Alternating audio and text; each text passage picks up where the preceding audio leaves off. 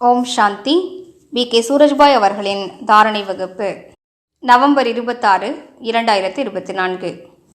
சங்கம யுகத்தின் உண்மையான ஆஸ்தி அனைத்து குணங்கள் மற்றும் சக்திகளாகும். பாபா நமக்கு எதிர்காலத்தின் ஸ்வர்க்க அரசாட்சியை கொடுக்க வந்திருக்கிறார்.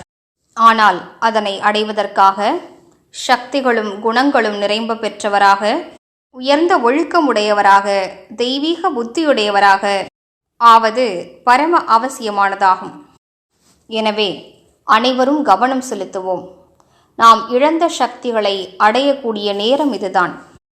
ஒரு நாள் பரந்தாமத்திலிருந்து இவ்வுலகில் நாம் வந்தோம். அப்போது நாம் முழுமை நிலையில் இருந்தோம். சக்திகளிலும் குணங்களிலும் முழுமை நிலை, மரியாதைகளிலும் முழுமை நிலை, மேலும் தூய்மை தன்மையிலும் முழுமை நிலையில் இருந்தோம்.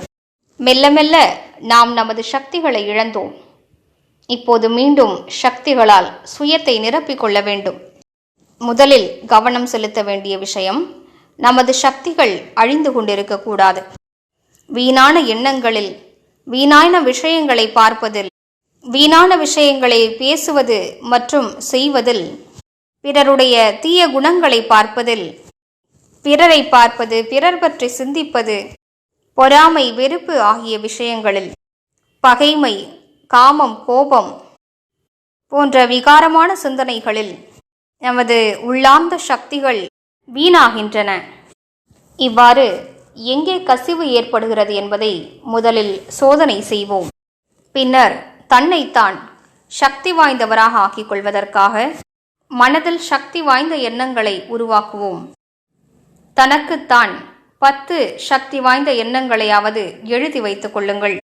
உதாரணத்திற்கு, நான் கல்பத்தின் வெற்றியாளர். மாயை என்னை தோற்கடிக்க முடியாது. இந்த மாயையினை நான் ஒவ்வொரு கல்பமும் வெற்றி அடைந்திருக்கிறேன்.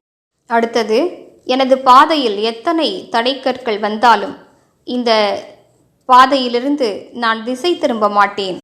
மூன்றாவது, நான் மாஸ்டர் சர்வசக்திவானாவேன். இவ்வுலகின் மிகுந்த சக்தி வாய்ந்த ஆத்மா ஆவேன்.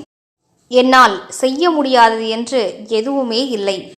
நான்காவது, என்னுடன் சுயம் பகவான் இருக்கிறார். அவரது சக்திகள் என்னோடு சேர்ந்து வேலை செய்கின்றன. எனக்கு யாரை பற்றிய பயமும் இல்லை.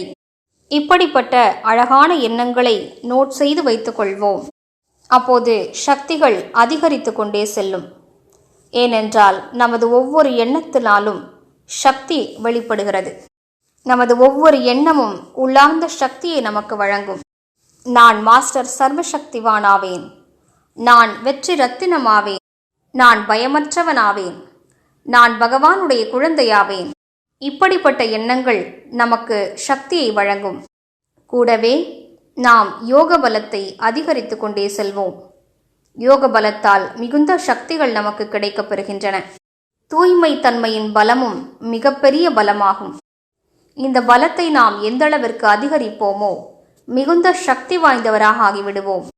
அவ்வாறே ஞான சிந்தனையும் நமக்கு பலத்தை வழங்குகிறது.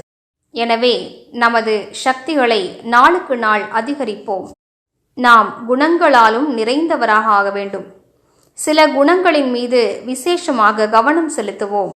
திருப்தி தன்மை, சரளத்தன்மை, பயமற்ற தன்மை, உள்நோக்குத்தன்மை, அகங்காரமற்ற தன்மை, சமர்ப்பணத்தன்மை, சுபபாவனைகள், உறுதித்தன்மை.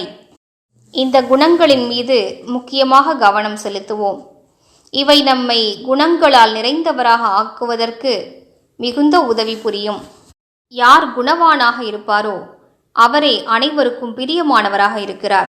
எனவே வாருங்கள், இன்று முழு நாளும் நமது 5 சொரூபங்களை பயிற்சி செய்வோம். நமது தேவ சொரூபத்தை காண்போம். அதுவும் குணங்களால் நிறைந்த சொரூபம், மேலும் சக்திகளால் நிறைந்த சொரூபம். நமது ஆத்ம சொரூபத்தை காண்போம். அனைத்து குணங்களாலும் நிரம்ப பெற்றிருக்கிறேன். முழுவதுமான சக்தி சொரூபமான நிலை. பிறகு பூஜைக்குரிய சொரூபத்தின் மீது பார்வை செலுத்துவோம். இந்த சொரூபத்தில் மனதில் சுப பாவனைகள் கொண்டு வள்ளல் ரூபத்தில் இருக்கின்றேன். மிகுந்த கருணையுள்ளத்தோடு இருக்கிறேன். பிராமண சொரூபத்தை காண்போம். பகவானோடு இருக்கும் சொரூபம். பரிஷ்தா சொரூபத்தை காண்போம். முழுவதுமான தூய நிலை. இன்று நாம் இந்த 5 சொரூபங்களை பயிற்சி செய்து கொண்டே இருப்போம். ஒவ்வொரு மணி நேரத்திலும் ஒரு முறை பயிற்சி செய்வோம். அப்போது இவை நம்மை சக்தி வாய்ந்தவராக ஆக்கிவிடும். மேலும் குணங்களாலும் நிரம்ப பெற்றவராக ஆக்கிவிடும். ஓம் சாந்தி.